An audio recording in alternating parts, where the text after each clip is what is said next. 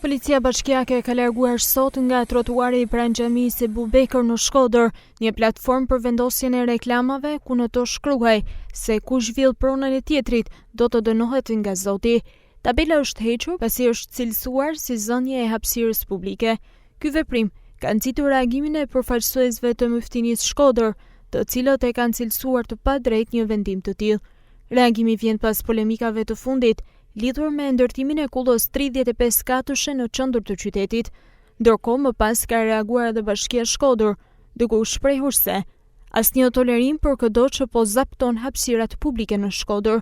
Që prej muajit korrik, Bashkia Shkodër po vijon në çdo cep të Shkodrës lirimin e hapësirave që në vite i kishin zënë frymën qytetit. Stacioni autobusësh të vjetruar si gërmadha rrugëve të Shkodrës, trotuare të zëna nga ndërtime dhe tenda pa kriter, dhe tabela të subjekteve që nuk kishin në marrëdhënie kontraktuale me institucionet e Bashkisë Shkodër.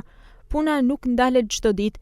Sot është ndërhyrë në disa zona të qytetit në heqjen e tabelave dhe stacioneve të autobusëve, të cilat do të shoqërohen me një sistem të ri të funksionimit të tyre, duke vendosur rregull për qytetin.